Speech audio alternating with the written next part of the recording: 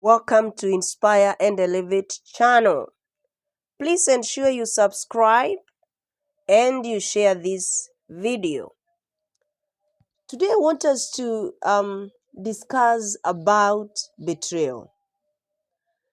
The saddest thing about betrayal is that it never comes from your enemies.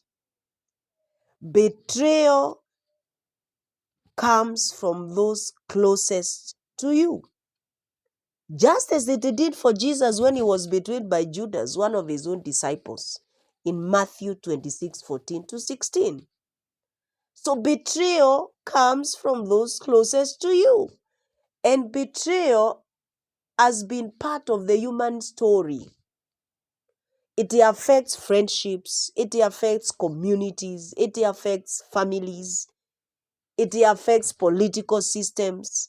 And even in the Bible, we've seen betrayal in leadership, in faith, in personal relationships. Near home, we have seen betrayal in Kenya's political landscape, time and again. We have seen betrayal in our own personal lives.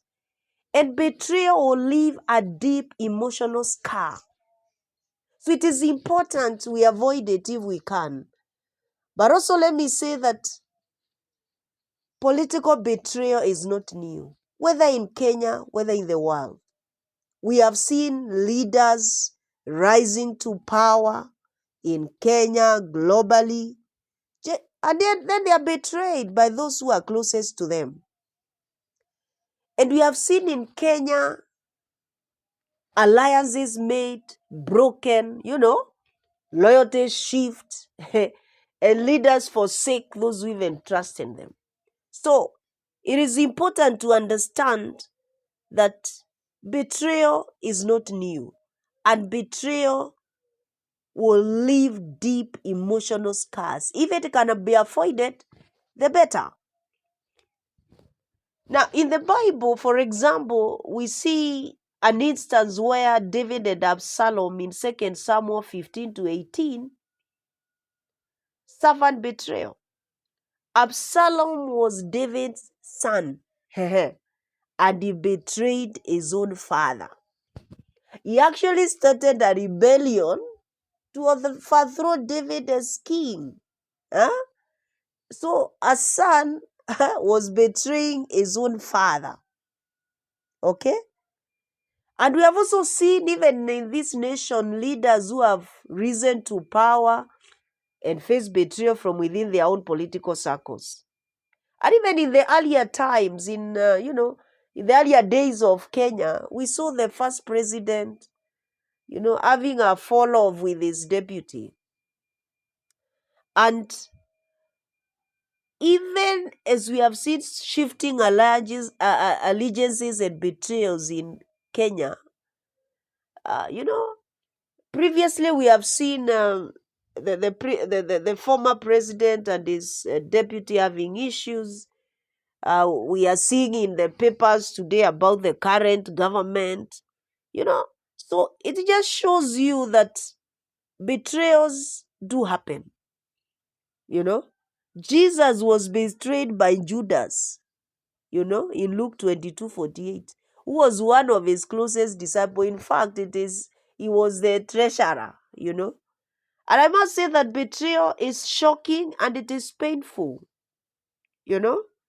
because when someone betrays their promise and their alliance to you, it can be very, very painful. So betrayal has its own consequences. And for example, for a leader who is betrayed, they can feel isolated, There is sometimes betrayal even brings political downfall, Like for instance, when you look at the betrayal of Jesus by Judas, Judas was filled with so much remorse that actually he died in Matthew 27. He actually took his own life. So sometimes betrayal can crumble. Someone's political career can crumble under the weight of betrayal. For us who are citizens, political betrayal erodes trust in leadership. it leads to being disillusioned and hopeless sometimes. Because when a leader promises development, when a leader promises unity, but they fail to deliver, as a electorate, we feel abandoned. And actually, even the disciples of Jesus felt lost and confused when Jesus was betrayed and crucified. So we must understand that betrayal is everywhere, not just in politics. We are betrayed even in our own personal relationships. Joseph was betrayed by his own brothers in Genesis 37. He was sold into slavery out of jealousy. So sometimes people will turn their back against you, and they are even family, they are friends, So in our own lives, we experience betrayals from family, from friends, from colleagues. And so we have friendship betrayals. And I must say that friendship betrayals, the wounds, run deep because it comes from someone you have trusted and someone who is close to you. We also have workplace betrayals, where, colleagues undermine others and betray them for personal gain. I wrote a book on workplace politics, and there are colleagues who will go behind your back and, talk to your boss and tell your boss how bad you are, the way you are doing bad things and saying bad things. Betrayal in the workplace. And it happens even in the Bible. There was an advisor called Ahithophel in 2 Samuel 15:31. He was an advisor of David. And he turned against him during Absalom's rebellion. So sometimes even colleagues can betray you in ways that jeopardize your career.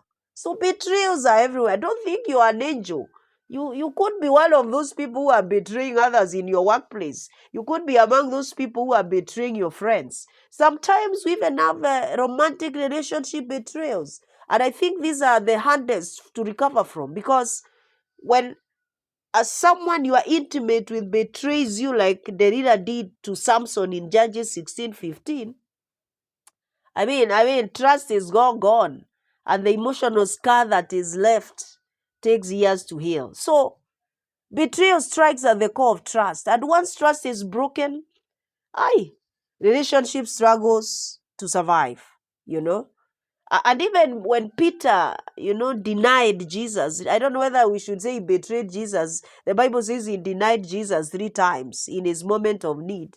He really felt bad about it. But the good part is that what we learn from the story of Peter's denial of Jesus in Luke 22:54 is that even after he had denied Jesus 3 times, his relationship was restored through forgiveness and reconciliation in John 21. So even when there are betrayals, there is hope, because forgiveness and reconciliation is able to actually deal with betrayals. So betrayal hurts, but it's a pathway to healing through forgiveness and reconciliation. So it is important to understand human relationships are fragile, but you must trust in God, because anybody can fail you, my friend. Friends will fail you, leaders will fail you, but there is only one person who remains faithful, and that is God. So how do we rebuild after these betrayals?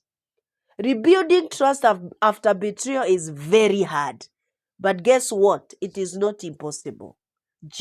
Joseph forgave his brothers. When they sought his help in Egypt in Genesis 45, he forgave them. So that act of forgiveness allowed healing to take place, and it restored their broken family. In politics too, reconciliation can happen. Leaders need to acknowledge their mistakes. They need to seek forgiveness.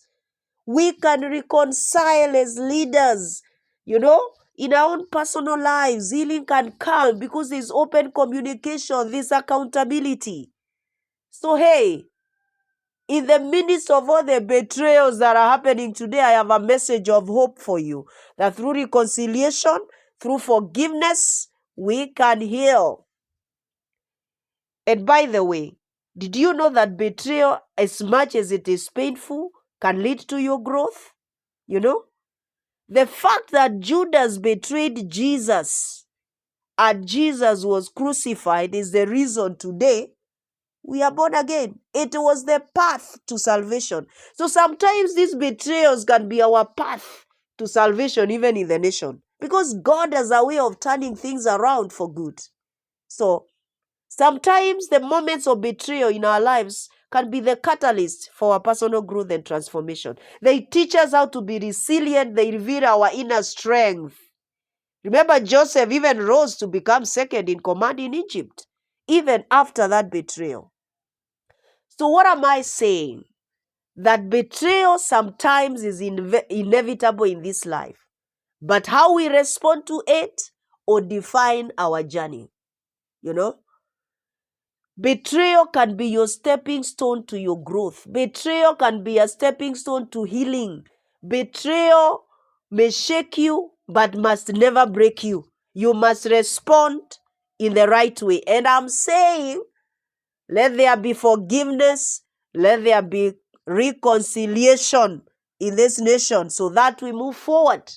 Because irrespective of how hurt we feel, if you've been betrayed, find it in your heart to forgive and to reconcile. Because in everything, God is able to turn everything around for our good. Thank you very much for listening.